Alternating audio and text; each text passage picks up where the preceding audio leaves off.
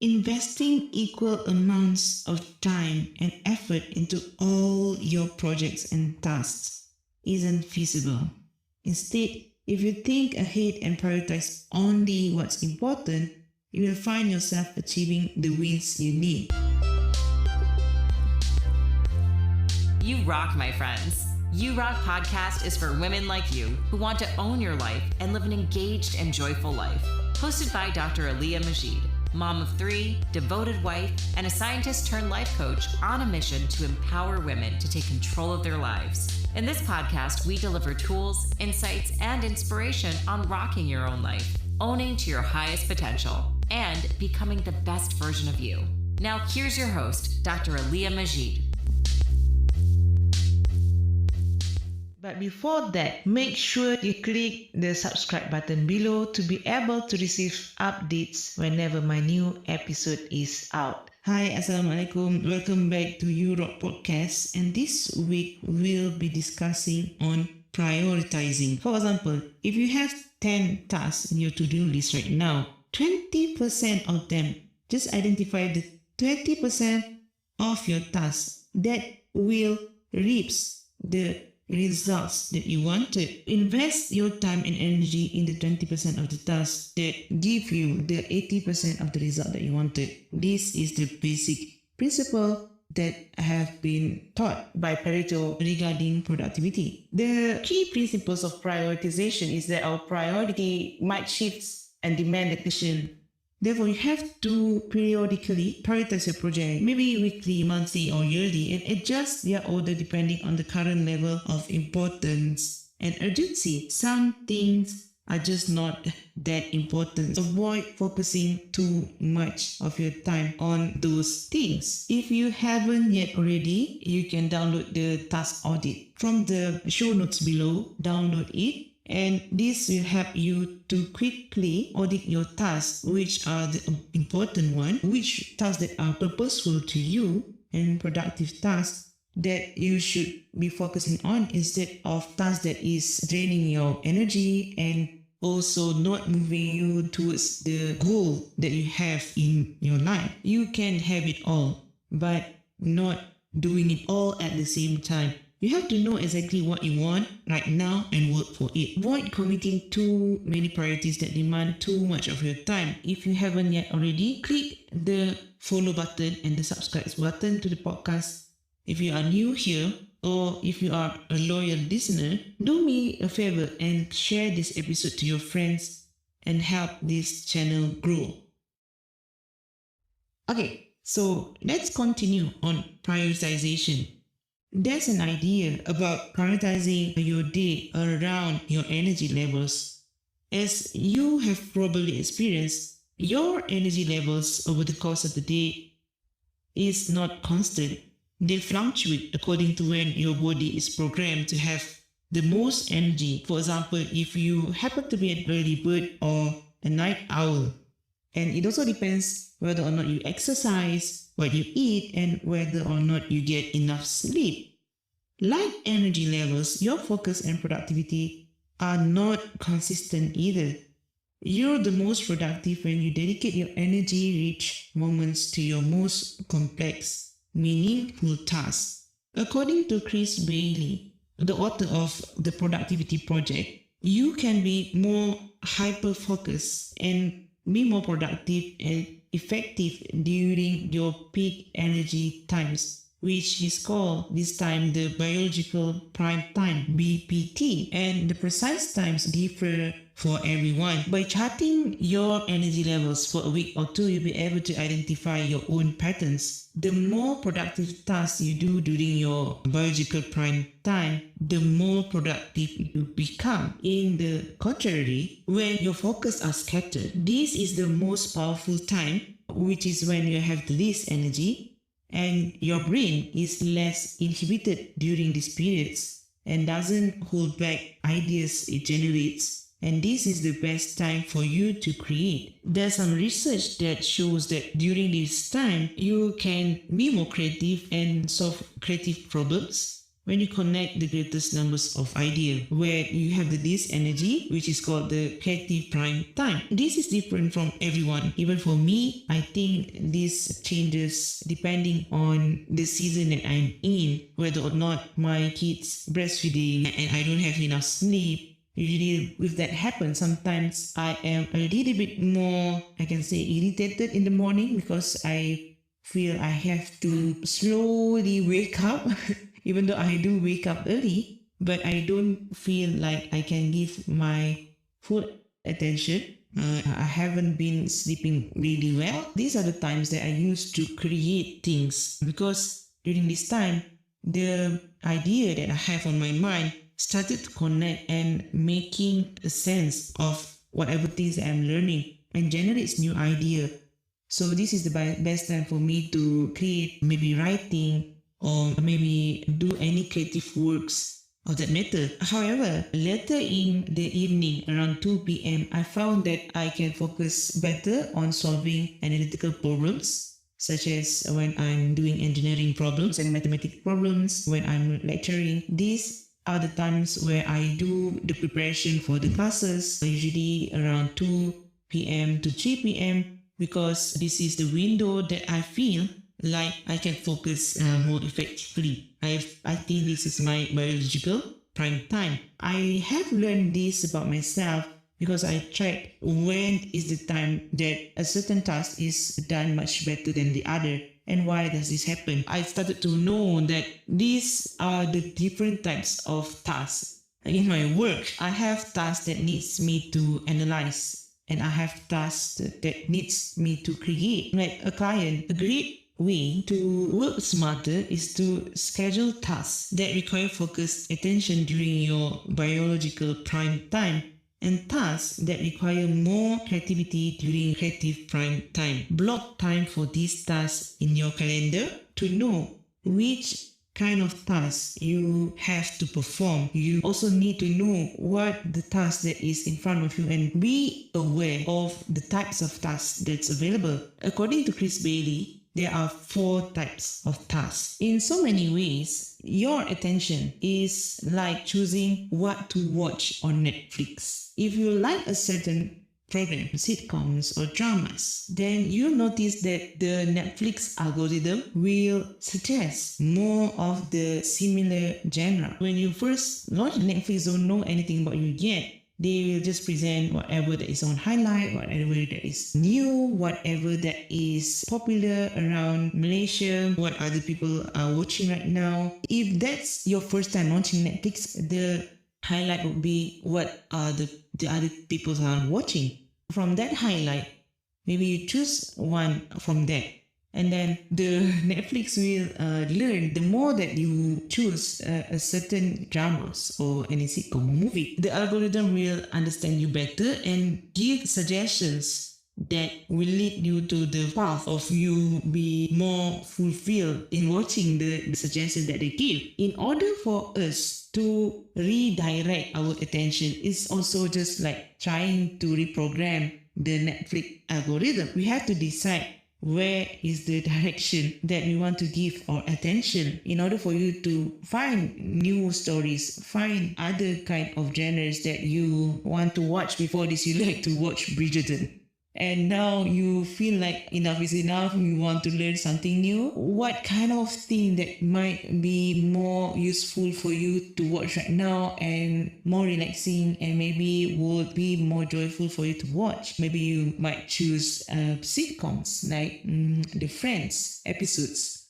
Or maybe you would like to travel to other country and learn about other countries more. To start to redirect your attention to other places, you have to be consciously aware of that. Where do you put your attention to? Switching off the autopilot mode is so critical. Why? Because the most urgent and stimulating things in your environment, they are rarely the most significant. Directing your attention toward the most important object of your choosing and then sustaining that attention is the most consequential decision you will make throughout the day. We are what we pay our attention to. To make these things a bit more clear for you, it is easier for you to divide your tasks into these 4 categories. You can download the task audit list from the link below and use the grid that I'm mentioning, or you can simply just use a piece of paper and divide the paper into 4 sections. And on the top left side, you write unattractive, and the top right side, you write attractive, and left top is productive tip, and on the bottom left would be unproductive. So these are the 4 types of tasks. The first quadrant is the necessary work. The second one is unnecessary work. The third would be distracting work.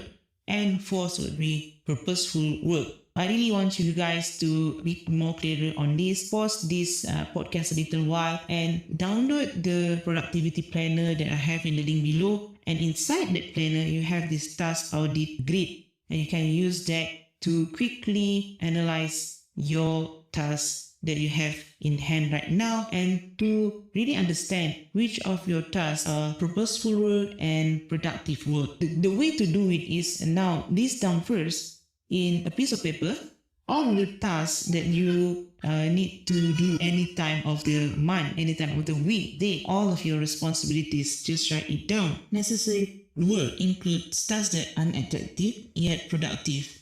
These are like meetings and financial updates and things like that. That it is quite an unattractive task, but it is a productive task and you need to do it. And usually you have to push yourself to do this type of work. And the second one, unnecessary work. And this includes the tasks that are both unproductive and unattractive. This is rearranging the papers on your desk or the files on your computer.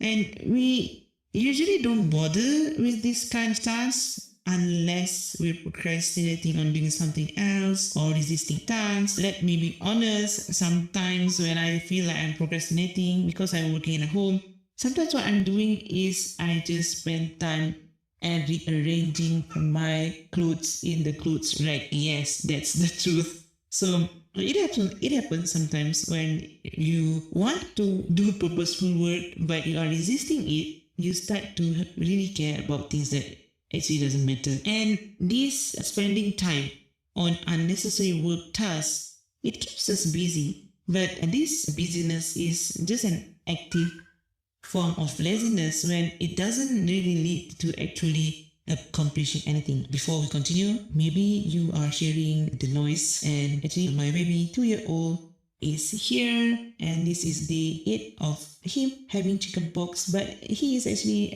better now. My husband is taking care of him. Right now, we are like rotating working time so that we can look after him. So for a while now, I'm focusing on producing this episode for you guys. So if you are hearing that cry at the back, don't worry. He is okay. He is now.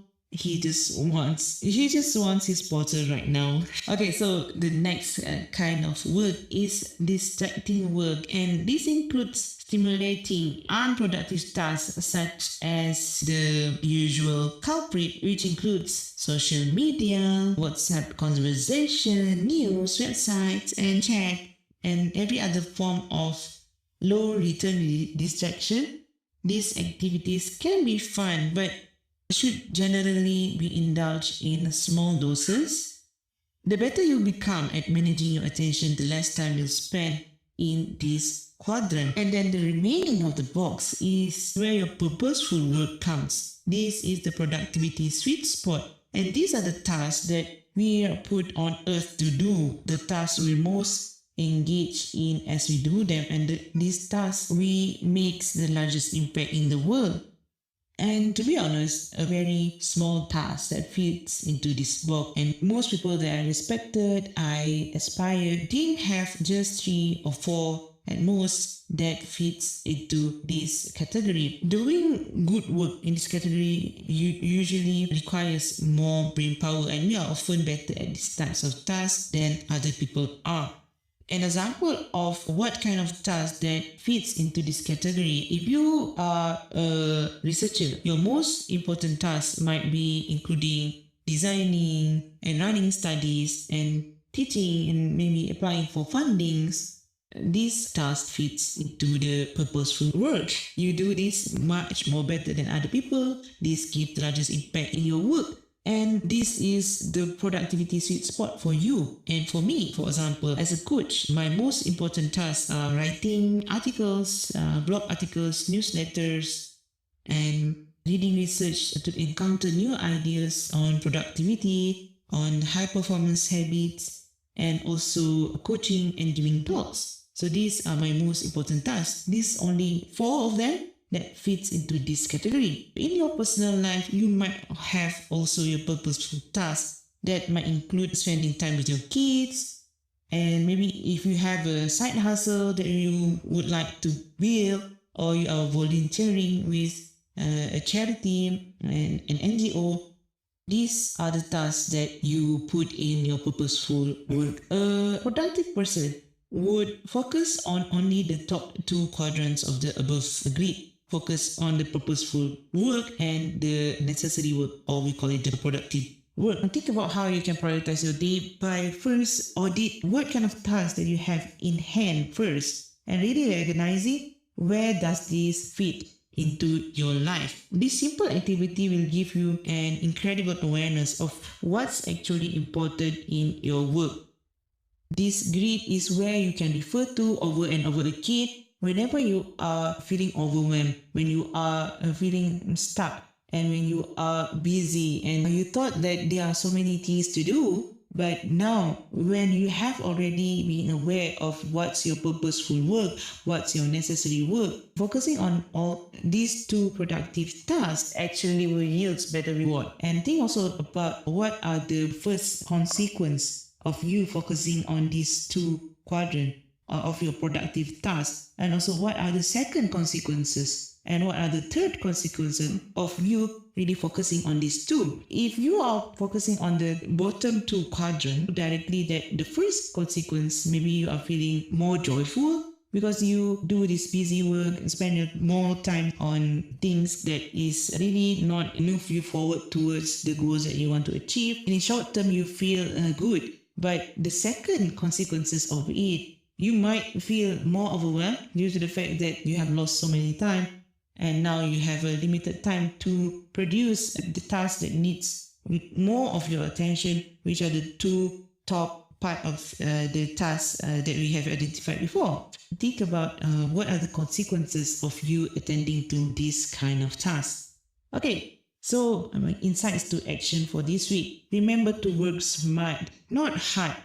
Do what's most rewarding first. And of course, after you have identified what your purposeful work, what you do best, what you do that can impact most to others, what you can serve people, these must be rewarding to you too. And if you focus on starting in this area first, you will end up be more energized, be more joyful, and more positive towards resolving, towards getting other parts of your work done too, inshallah. But think about if you start your work doing things that exhaust you, if you do unnecessary work, and things that disturbs you from achieving the goal, the direction that you're heading, you will end up exhausted without achieving your desired results. If you focus on the hard work, but it's not in the area that creates your momentum towards your goal. Remember to choose 3 most important tasks in your day. And of course, these 3 most important tasks must be from the 2 top quadrants of your productivity tasks. Make plans that you can feel positive about the outcome, goal versus the process. Instead of focusing on what's the outcome, think about what are the process that you can do that moves you towards your goal. For example, for me, I put my work out there and I'm waiting for people to book a discovery call with me. And if you haven't already, click the link below to book a discovery call with me. Okay, what I'm saying is that the outcome, whether or not the person that is listening to this podcast, which is you guys, will finally book an appointment with me, I cannot control that outcome. This is just an honest example in my life. I cannot control whether a person would book that call with me or not. However, I can improve the process. I can improve whatever things that I'm doing that will move the needle forward, Meaning that what are the things that is in my control? What are the actions that I can take that will, inshallah, someday help me bridge the connection from a person who are strangers. Maybe you are first time listening to this podcast, and now hearing me talking like this, you start to, okay, listen to me, she sounds okay. So maybe you start to trust me or not, I don't know. But anyway, bridging the gap between being a stranger to now starting to listen to me and hoping that you are trusting me enough and someday will book the discovery call. So what I'm saying here today is that instead of you look at the outcome, you make plans for the outcome to happen and feeling demotivated whether or not certain things would happen or not. Instead of making plans that way, make plans so that you can feel more positive about. For me, I am positive that I am putting my plans and making time to record this podcast and improve the things that I'm giving away for free to you guys, and making sure that whatever I'm giving, it is of value so that you don't waste your time and listening to me talking about things that doesn't make sense to you. Your action plan this week, okay? Think about which 3 tasks in your work that you enjoy the most. Which 3 tasks in your work that can fit into this purposeful task in the quadrant that we discussed just now.